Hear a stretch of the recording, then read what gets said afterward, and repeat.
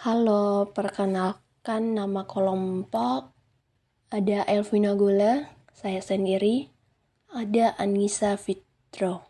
Penjelasan pertama, saya sendiri Elvina Gula, yaitu eksplorasi bahasa Indonesia dalam kehidupan digital dulu, kini, dan nanti. 1. Menganalisis perubahan dan keberlanjutan bahasa Indonesia dari masa ke masa. Dulu, bahasa Indonesia mengalami perubahan dengan masuknya istilah asing dan gaya komunikasi digital, namun tetap berkelanjutan melalui regulasi dan adaptasi masyarakat. Meskipun terjadi perubahan berkelanjutan, bahasa Indonesia tetap terjaga melalui regulasi, edukasi, dan adaptasi oleh masyarakat. Upaya pelestarian dilakukan melalui Kamus Besar Bahasa Indonesia atau KBBI, serta gerakan literasi digital yang mendorong penggunaan bahasa yang baik dan benar di dunia digital. Kini, bahasa Indonesia telah berkembang menjadi bahasa modern yang dinamis dan sangat kaya kosakata. Perubahan yang terjadi mencakup penyesuaian kosakata baru, termasuk banyak serapan dari bahasa asing akibat perkembangan teknologi. Bahasa Indonesia juga menunjukkan keberlanjutan dengan tetap mempertahankan struktur, dasar, dan kaidah baku meski terdapat variasi ragam bahasa, baik formal maupun informal. Peran bahasa Indonesia kini semakin penting sebagai bahasa komunikasi nasional yang menghubungkan berbagai suku, budaya, dan generasi di Indonesia. Nanti, bahasa Indonesia diperkirakan akan terus mengalami perubahan yang dipengaruhi oleh kemajuan teknologi dan perkembangan sosial budaya. Bahasa Indonesia kemungkinan akan lebih banyak menggunakan campuran bahasa asing dan penyesuaian dengan bahasa digital, seperti singkatan udah. Namun, keberlanjutan bahasa Indonesia tetap terjaga melalui pendidikan formal. Dengan demikian, bahasa Indonesia akan terus hidup dan berkembang tetap relevan di tengah perubahan zaman dan teknologi. 2. Mengidentifikasikan dan membedakan ragam bahasa berdasarkan fungsi dan konteks.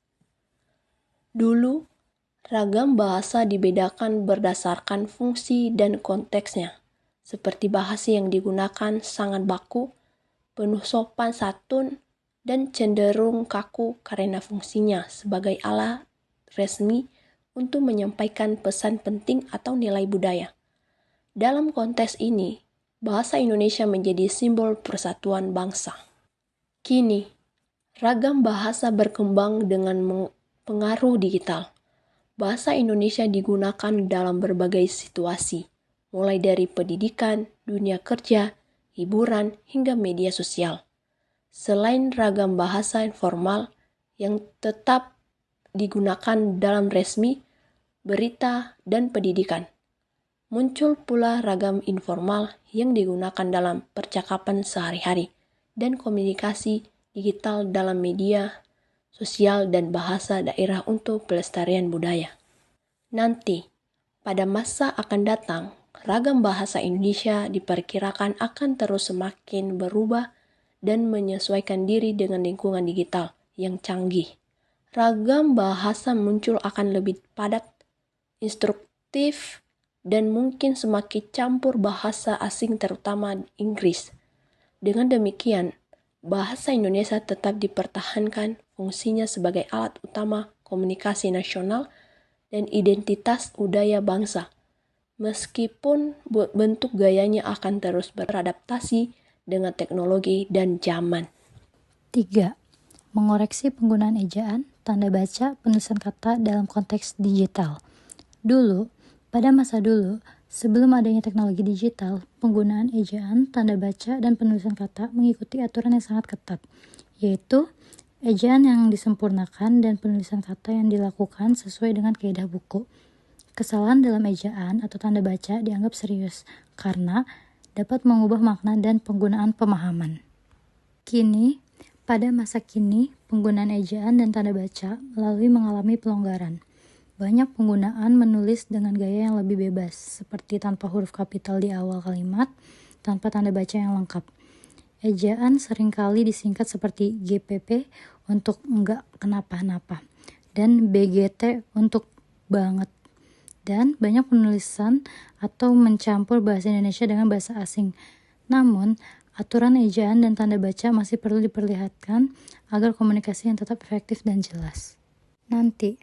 Pada masa nanti, penggunaan ejaan, tanda baca, dan penulisan kata dalam konteks digital akan semakin dibantu oleh teknologi dan media sosial.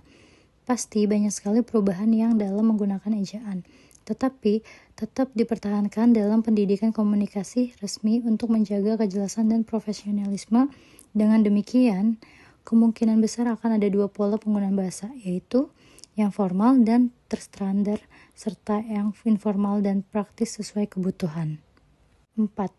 Menunjukkan keterampilan menyimak, berbicara, membaca, dan menulis dalam bentuk digital yang komunikatif dan sesuai kaidah.